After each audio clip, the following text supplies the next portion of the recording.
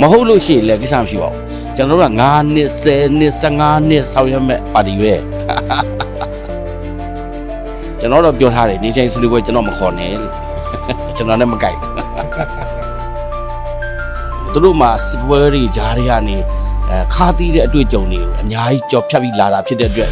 ဒီကိုယ်စားလှယ်တွေဟာညှိနှိုင်းကြလားအပြတ်ဆော်ကြလားလို့မဲခွဲကြည့်လိုက်ဟုတ်ကဲ့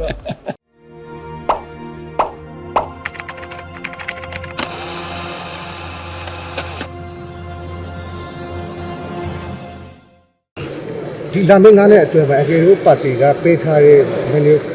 manifesto ထဲကအချက်လက်တွေကိုပြေဝလောက်ဆောင်နိုင်တယ်လို့ဆိုပြီးလို့ရနိုင်လားကျွန်တော်တို့ပထမ2နှစ်ခွဲနောက်2နှစ်ခွဲစသဖြင့်ပေါ့နော်ဒီ9နှစ်အတွင်းမှာလုံနိုင်မယ်လို့ကျွန်တော်ရည်မှန်းထားတယ်ဥပမာတောင်သူလယ်သမားတွေကျွေးမိကင်းစင်းရေးဆိုရင်9နှစ်အတွင်းမှာကျွေးမိကင်းစင်းအောင်ဆောင်ပေးမယ်သူကချက်ချင်းကြီးတော့လုံးလို့မရဘူးဖြည်းဖြည်းလောက်ရမယ်တောင်သူတွေတင်နေတဲ့အကျွေးတွေဆိုတာလည်းများတယ်လေသူတို့သွေးအားစုတွေပါတွေဒါတွေကပြန်ပြီးတော့လိပ်ပတ်လဲနေတာပေါ့အခုစဘာထွက်လာတဲ့ခဏနေအကျွေးပြန်တင်တယ်အဲ့လိုမျိုးဖြစ်နေတာကိုဖြည်းဖြည်း short ချပြီးတော့9နှစ်လောက်ကြာရင်တော့တောင်သူတွေကလုံးဝအကျွေးမရှိတဲ့တောင်သူတွေဖြစ်သွားအောင်ကျွန်တော်ဆောင်ရွက်နိုင်လိမ့်မယ်လို့မျှော်လင့်ထားတယ်ပေါ့နော်မဟုတ်လို့ရှိရင်လည်းကိစ္စမရှိပါဘူးကျွန်တော်တို့က9နှစ်10နှစ်15နှစ်ဆောင်ရွက်မဲ့ပါတီပဲဆက်လက်ဆောင်ရွက်မယ်ဆိုတဲ့ဟာဘယ်လိုမျိုးသဘောထားလဲဘယ်လိုပုံစံမျိုးနဲ့ပြောတာဩဒီ9နှစ်မအောင်မြင်တော့9နှစ်ပေါ့အဲ့ဒါကိုပြောတာပါဟုတ်ဒါကွန်ပျူတာတက်မှုပေါ့နော်ဆိုတော့ငင်းချမ်းနဲ့ပတ်သက်ရောဘာတွေများလောက်ဆောင်ပါလို့ရှိလဲငင်းချမ်းရေးနဲ့ပတ်သက်လို့ရှိရင်ကျွန်တော်ငင်းချမ်းရေးကိုခု NCA မှာပါဝင်နေတဲ့ context တွေပေါ့အချက်လက်တွေကိုကျွန်တော်တို့ agree လုပ်ရမယ်ပြန်ပြီးတော့ modify လုပ်ရမယ်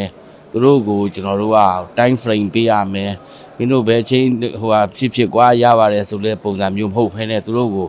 ချိန်ကတ်သက်ပေးတဲ့လူဒါကျွန်တော်တယောက်တည်းအယူဆပါကျန်တာတော့သူတို့ဆက်ပြီးတော့လူကြီးတွေဆွေးနွေးကြပါလိမ့်မယ်ကျွန်တော်တော့ပြောထားတယ်နေချင်းဆွေးနွေးပွဲကျွန်တော်မခေါ်နဲ့လို့ကျွန်တော်လည်းမကြိုက်ခေါ်လို့မလာတဲ့လူကိုစောင့်ပြီးတော့ခေါ်နေမလားမဟုတ်ဘဲနဲ့ဘယ်လိုပုံစံမျိုးနဲ့တော့တက်လဲအကဲအနေပါအဲ့ဒါကတော့မယုံမဲခွဲဆုံးဖြတ်ကြည့်ပါလို့လွတ်တော်ကိုယ်စားလှယ်တွေဆိုတာကဟာလာဟိုရဟတ်ရင်နဲ့လူနာလာကောက်တဲ့ရဟတ်ရင်နဲ့အကြုံလိုက်လာတဲ့လူရှိတယ်တောလန်းလေးကနေစိုင်ကယ်နဲ့လာပြီးတော့ပုံရှုပ်ကဆွေးလာပြီးတော့ဒီကြမှာဘော်ဒီကိုအောက်ရောက်မှာပစိုးစိမ့်လေးတိုက်ပုံလေးကောက်ဝေးလာတဲ့လူရှိတယ်သူတို့မှာစပွဲတွေဂျားတွေကနေခါတီးတဲ့အတွေ့အကြုံတွေကိုအများကြီးကြော်ဖြတ်ပြီးလာတာဖြစ်တဲ့အတွက်ဒီကိုယ်စားလှယ်တွေဟာ